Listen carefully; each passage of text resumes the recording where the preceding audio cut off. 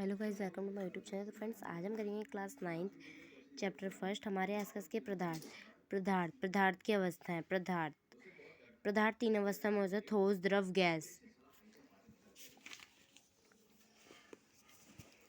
पदार्थ विश्व में प्रत्येक वस्तु जिस सामग्री की बनी होती है उसे पदार्थ कहा जाता है, और हमारे आसपास विद्यमान हर वस्तु में पदार्थ है।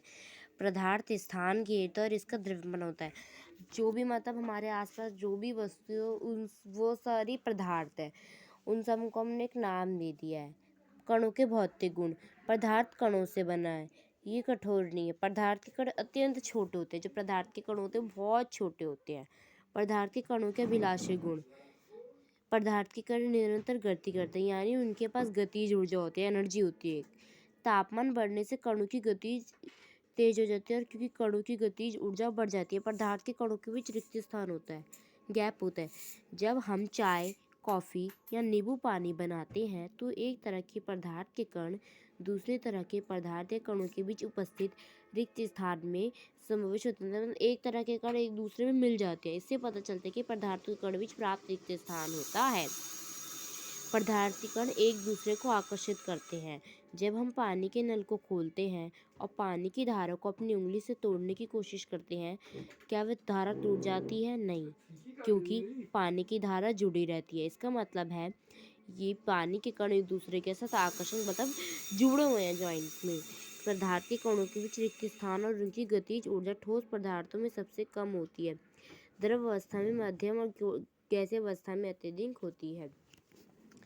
आकर्षण बल भी ठोस में अत्यधिक, द्रव में मध्यम और ठोस में सबसे कम होता है।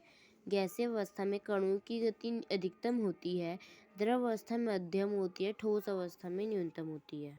पदार्थ की अवस्थाएं। भौतिक रूप से पदार्थ तीन अवस्था में जाता है: ठोस अवस्था, गैस अवस्था, द्रव अवस्था। ठोस अवस्था होती है बर्फ, द्रव अवस्था लिक्विड, गैस अवस्था गैस। हम मानव शरीर की को भी तीन अवस्थाओं में विभाजित कर सकते हैं: हड्डियां और दांत हो गई में ठोस अवस्था, रक्त और जल हो गई द्रव अवस्था, फेफड़ों में हवा हो गई गैसीय अवस्था। अब ठोस अवस्था की विस्तार। इसका एक निश्चित आकार होता है। ठोस अवस्था में इस पर सीमाएं होती हैं, निश्चित या स्थिर आयतन होता है, इनकी संपीड़ित निगड़ी होती है, दंड होते हैं। कुछ आपदा प्रबंधन। बल लगाने से रबड़ बैंड का आकार बदल जाता है, लेकिन बल हटा देने से पूर्ण अपने मूल आकार में आ जाती है।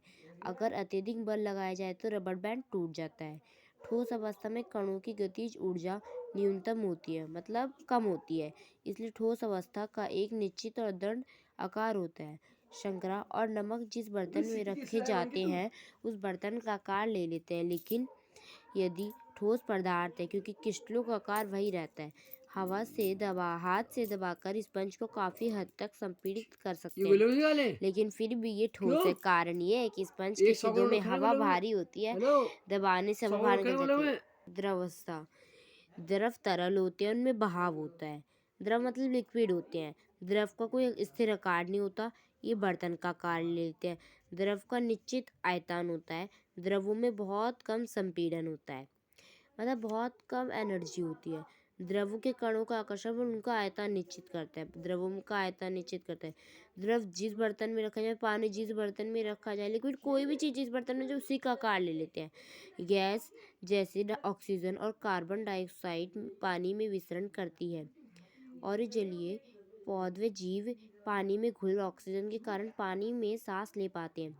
द्रव अवस्था में विसरण अधिक होता है और ठोस अवस्था में कम होता है, क्योंकि कणों में गति द्रव में ज़्यादा होती है और ठोस में कणों की गति कम होती है। गैस अवस्था। गैसों में बहाव होता है, गैसों में संपीड़न अधिक होती है, गैसों में कोई निश्चित सीमा नहीं होती, गैसों में कोई निश्चित आकार नहीं होता, गैसों में कोई निश्चित आयतन नहीं होता, कोई चीज़ नहीं होती ज़्यादा। गैस में कण इधर उधर घूमने के लिए पूरी तरह से स्वतंत्र होते हैं, उनमें आकर्षण बल कम होता है, इसलिए गैसों में बहाव होता है। गैस का कोई निश्चित आयतन नहीं होता, इसलिए गैस जिस बर्तन में रखी जाए उसी का आकार घेर लेती है। गैसीय अवस्था में कण अनियमित रूप से तेजी से गति करते हैं, इसी कारण कण आपस में और बर्तन की दीवारों से टकराते हैं। बर्तन की दीवार पर गैस कण द्वारा प्रति इकाई क्षेत्र पर लगे कारण दबाव बनती है।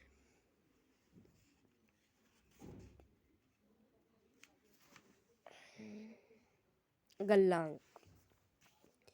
जिस तापमान पे वायुमंडलीय दाब पर कोई ठोस पिघलकर द्रव बनती है, कोई मतलब बर्फ बन के लिक्विड बनती है, वह इसका गलनांक कहलाता है। बर्फ का गलनांक 273.16 के है। संगलन की गुप्त ऊष्मा। वायुमंडलीय दाब पर 1 किलोग्राम ठोस को उनके गलनांक पर द्रव में बदलने के लिए जितनी ऊष्मीय ऊर्जा की आवश्यकता होती है उसे संगलन की गुप्त ऊष्मा कहते हैं। वायुमंडलीय दाब पर जैसे कि 1 किलोग्राम ठोस को उसके गलनांक पर द्रव में मतलब लिक्विड बनाने के लिए जितनी ऊष्मा शक्ति होती है संगलन की गुप्त ऊष्मा कहते हैं। अवकथनांक।